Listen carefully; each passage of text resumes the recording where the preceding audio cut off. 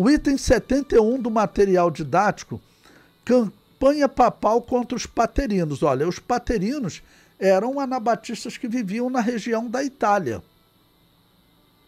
Para vocês verem como haviam muitas igrejas anabatistas.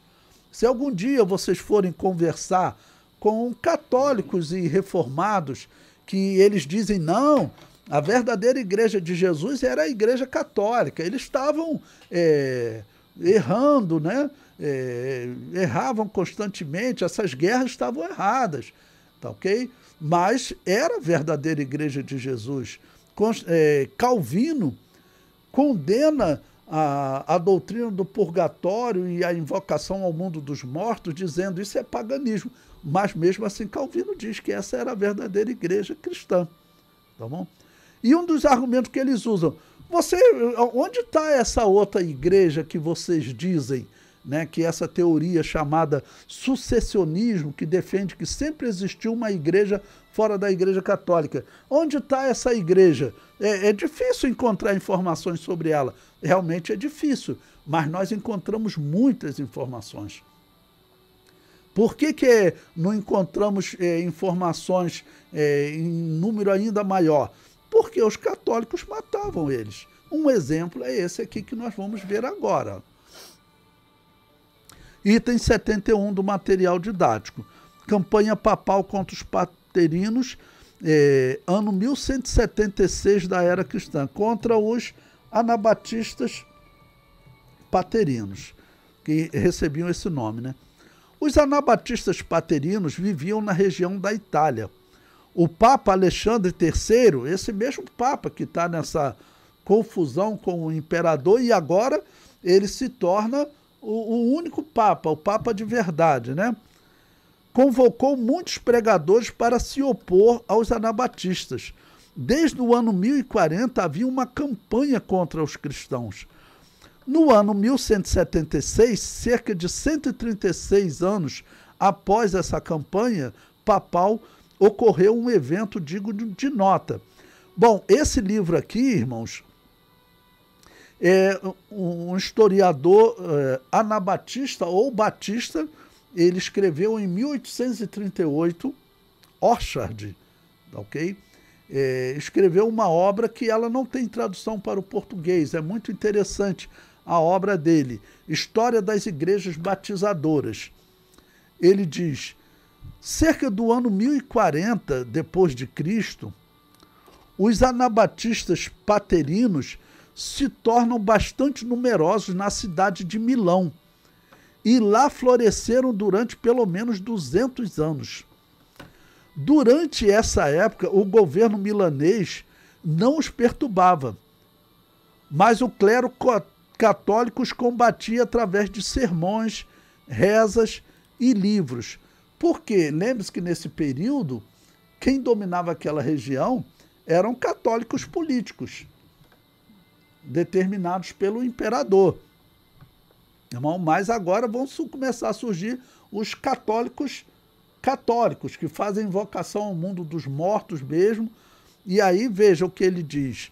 Cerca do ano 1176, o arcebispo de Milão, homem já velho e enfermo, quando estava pregando contra os paterinos com bastante veemência, foi acometido de acesso no púlpito e caindo ao chão, depois de receber a extrema unção, morreu.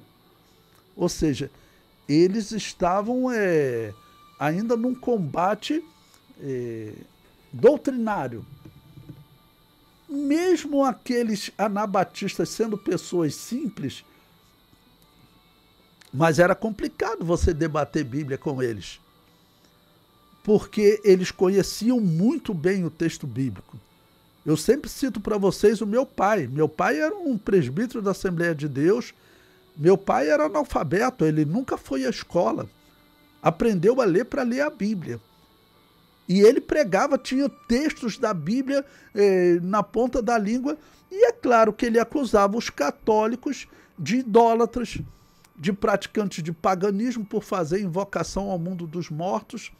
E acabou que o homem teve uma crise lá e acabou morrendo, né? O comentário prossegue.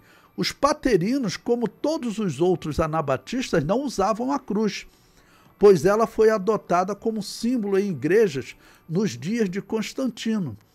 Bom, eu coloquei um outro historiador, Peter Alex, uma obra que também não tem tradução para o português. O título da obra é História Eclesiástica das Igrejas do Piemonte. Todas essas igrejas que viviam próximo a essas cordilheiras e onde tinham os vales do Piemonte, como é chamado, elas eram chamadas de valdenses, paterinos, igrejas do Piemonte. Então veja o que ele vai dizer. Paterinos que eram inimigos da idolatria romana, como por exemplo que os cátaros mantinham, que a cruz é a marca da besta, da qual lemos no Apocalipse, e a abominação que está no lugar santo.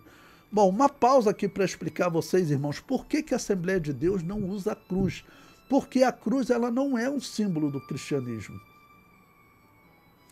A cruz, ela foi adotada por Constantino. A cruz ela é um símbolo de maldição. O apóstolo Paulo disse, maldito todo aquele que for pendurado no madeiro. E nós pregamos Jesus na cruz, dizendo que ele levou a maldição, a nossa maldição, ele levou na cruz.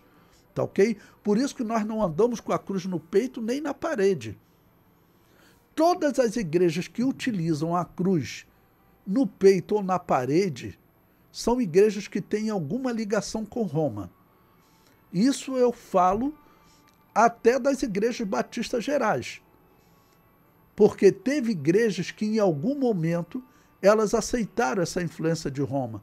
E os batistas gerais, eles são oriundos, eles surgiram a partir de um homem que nós vamos estudar a história dele, chamado Thomas Hales, que ele era anglicano, metodista, e ele chegou a conhecer as igrejas anabatistas, mas ele não continuou com elas.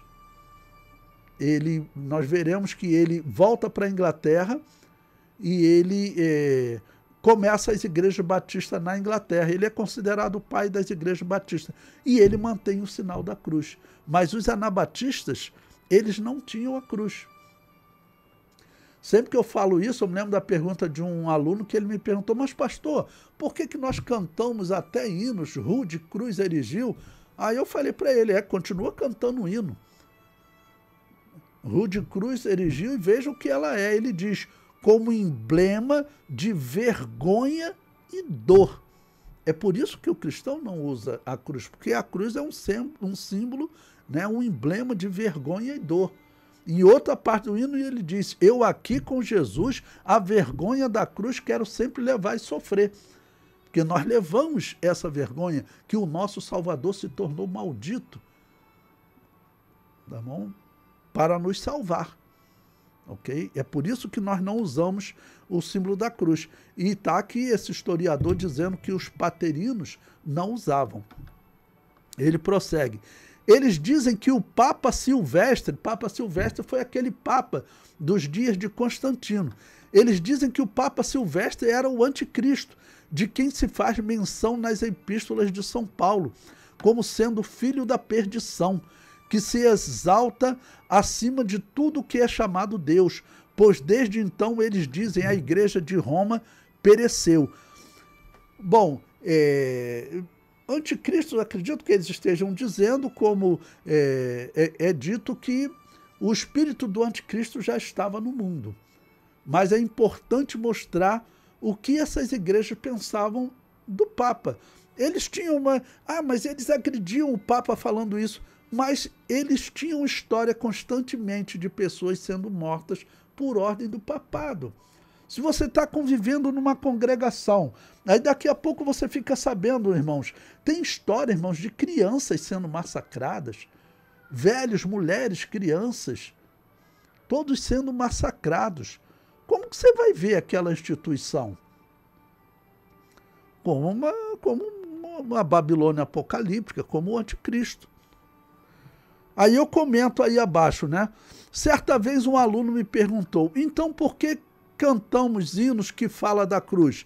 Eu respondi, Basta você ver a letra. Ela diz, coloquei, ó, rude cruz se erigiu, dela o dia fugiu, como emblema de vergonha e dor. Eu aqui com Jesus, a vergonha da cruz quero sempre levar e sofrer. Ok? Então, é assim que nós nos dirigimos à cruz. E completo, toda igreja que faz uso da cruz tem ligação histórica com a Igreja Católica e com o paganismo. Essa é uma verdade incontestável, tá ok?